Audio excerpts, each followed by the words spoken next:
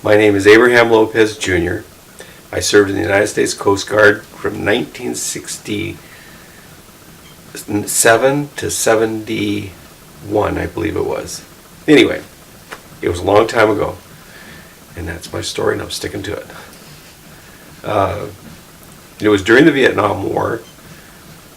I chose not to go to Vietnam. I had a choice. I was one of not very many people that got a choice.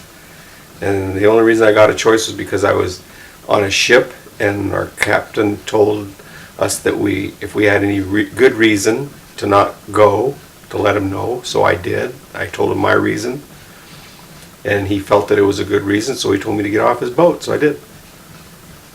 And I'm really happy that I didn't go, because I don't know what would have happened, but my whole life would have been changed. I wouldn't have Kerrigan, I wouldn't have Asacia, I wouldn't have a lot of things. I wouldn't be married to the woman I'm married to today. So I'm glad I didn't go.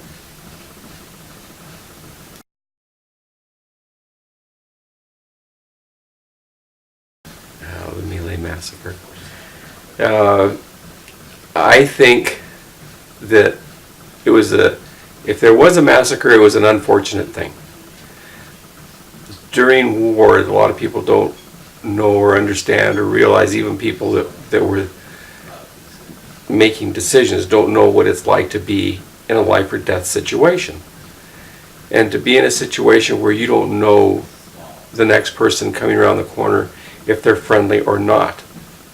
There were no uniforms, there were no flags, no banners stating, we're the good guys, you're the bad guys. Everybody was the same except for the American forces. The American forces were all uniformed, they all looked the same. So did all the Vietnamese people. They all looked the same. And they all dressed the same, but they all dressed in regular civilian clothes. So how do you know? I think to call it a massacre, I think it was an unfortunate thing if it did happen. But those guys, they were fighting for their lives. They truly were. I don't know. I just don't think it was fair that they got branded as massacre. What do they call it? What's the proper word? I don't know what the proper word is. Yeah. I don't believe it.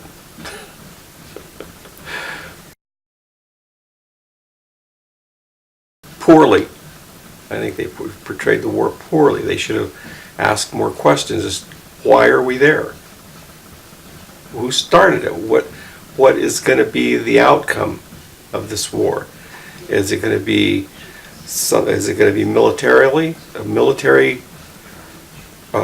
strategic command that we're going to be able to command this portion of Southeast Asia and going to be able to take over the world and hold the world completely at peace by taking this one little piece of land? To what end?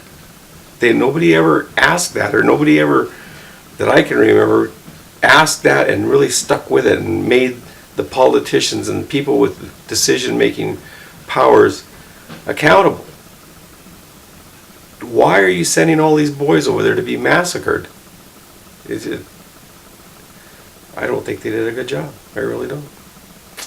Sorry.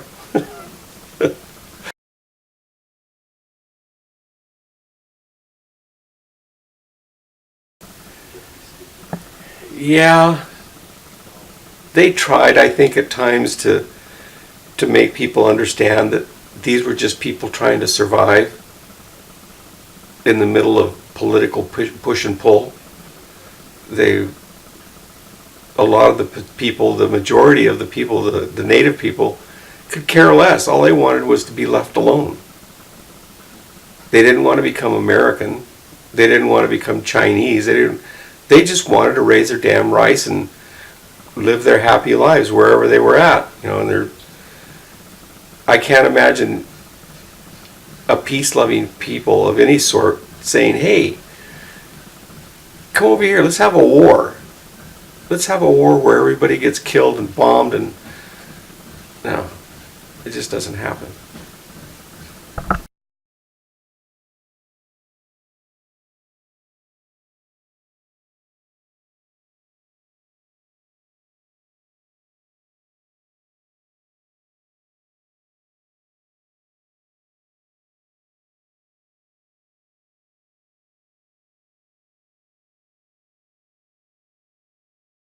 So my name is Tom Hargis. I served in the U.S. Marine Corps. I was a sergeant, E5. My job was map maker, topographic surveyor, and I served from 1967 till 71. In terms of, I did choose to join the Marine Corps, although I was definitely about to be drafted by the U.S. Army. And I chose the Marine Corps because it was guaranteed if I went into the Army, I would probably be infantry. And at that point in time, they didn't have a very good reputation in terms of their combat readiness. So, I actually think the draft was a good thing in that um, I believe that the military should always be under civilian control. And once you make the military machine into a professional type of operation, you start to lose control.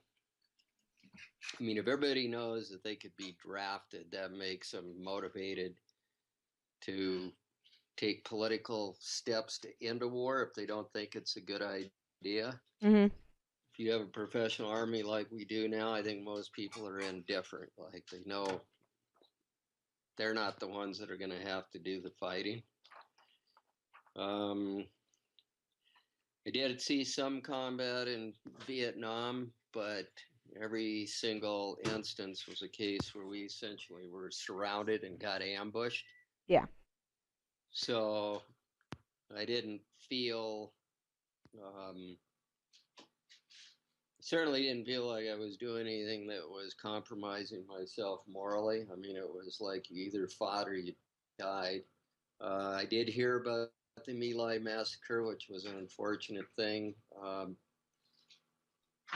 Certainly, given some of the people that I knew in the Marine Corps, there were some that was terrifying to think that they'd be released into civilian life, and then there were others that were the most awesome people you could ever know. Yeah. Um, how has the war affected me? Well, before I got involved in that whole thing, I was a history buff, as was my father, and one of the things that I've figured out about humanity is that war is not some sort of anomaly or aberration, that we've been at it for several thousand years now. And when I think about it, I was born in 1947, and there hasn't been a single year since then that the U.S. hasn't been involved in a war with somebody. Oh yeah. So it's kind of an ongoing thing. Um, Certainly don't feel like I was traumatized by my experience. I mean, it offered me a lot of life lessons. I guess the more important lessons that I learned was how to get along with 150 people that you're sharing a barracks with, that you probably would hardly choose any of them to be your friends in civilian life. Mm-hmm. And to have to figure out how to make that all work for 4 years, that was important.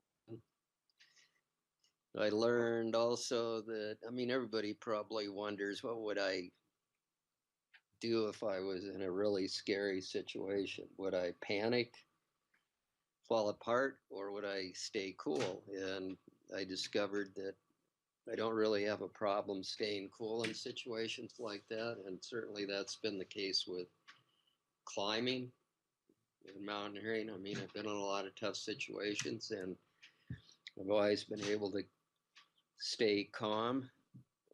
Um, I think the Vietnam War was unfortunate because obviously we lost 62,000 Americans, and God knows how many Vietnamese died. And in the end, it didn't make any difference. Yeah.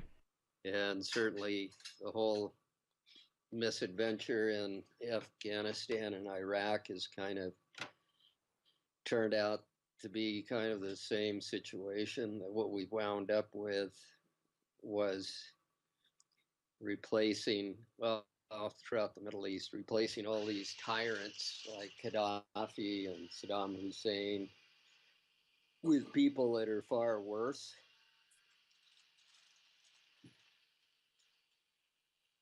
So again, I'll leave you with this to think about. The cost of 9/11 to terrorists was 250 grand. And since then, we've spent trillions of dollars to no good end.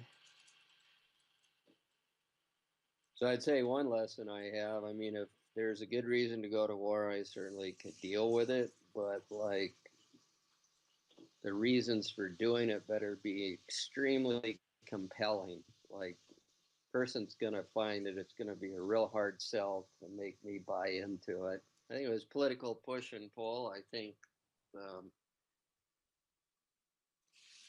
military and the politicians that started it would have been wise to have read this quote by Heinz Guderian, who was the mastermind of the Blitzkrieg, which the Germans used in World War II to take France successfully, and then they,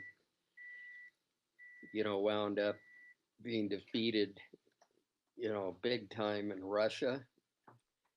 And his comment was, no battle plan, no matter how well thought out or concocted, ever survives first contact with the enemy. So I think we really underestimated what we were dealing with, and the military and the politicians who were in favor of it had a tendency to create the impression, and they may very well have believed it before the Tet Offensive of '68, Mm-hmm. that we were winning.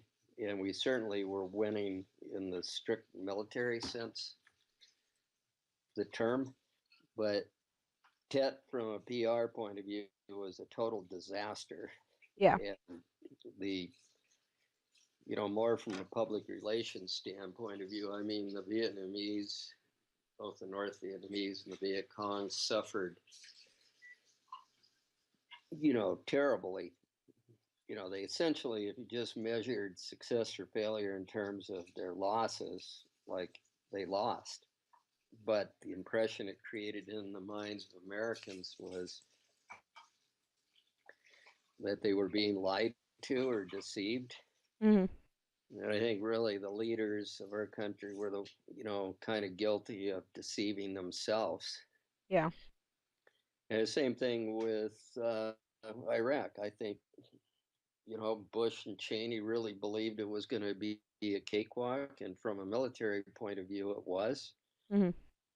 But ultimately, you have to, once the battles are done, you have to bring order out of the chaos. And from that point of view, both Vietnam and Iraq and Afghanistan have been dismal failures.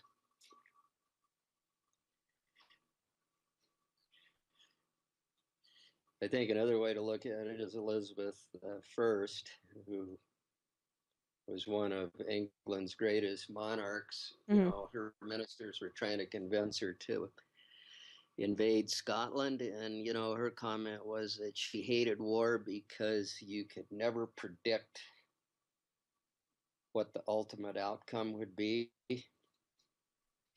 Yeah. It's basically you're dealing with human beings, and we are not predictable characters. We're not necessarily rational. Oh yeah, definitely. So I think in the case of the U.S., particularly Johnson, like he just couldn't believe how much punishment the Vietnamese could take and not give in. And the Germans sort of learned the same hard lesson with the Russians when they invaded Russia. Mm-hmm. Like the Russian capacity for suffering was just beyond the comprehension of the average German general. Mm-hmm. And I think we're running into the same problem in, particularly Afghanistan. These mountain people warfare is part of their whole tribal culture. That's how you achieve manhood, by getting in a fight with somebody. And they've been doing it for centuries. And they also, a lot of people forget that one of Islam's holy books is actually the Old Testament. And one of their favorite biblical stories is David and Goliath. Hmm.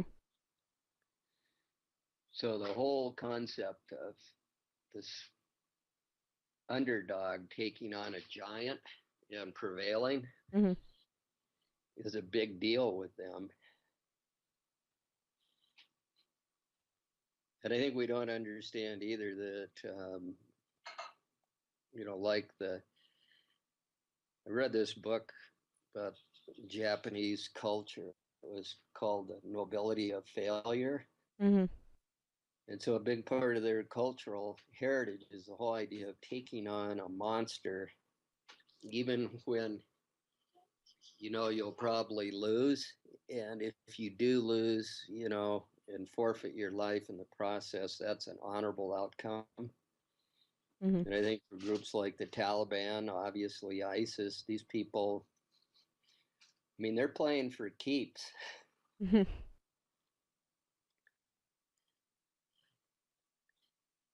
Yeah, I think one of the biggest blunders Bush ever made was making the statement that bring it on.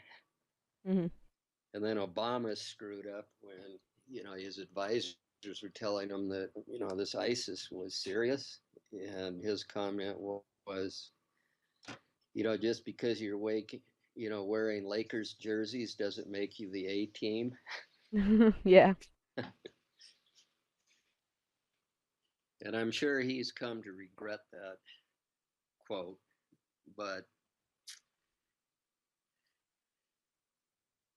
so I think, to answer your question very simply, it's like the politicians, usually their problem isn't one of lying or deceiving, it's like one of grossly underestimating their opponent Hmm. and not taking them seriously enough. And we really aren't going to go very far if we keep doing the same thing and making the same mistakes over and over again.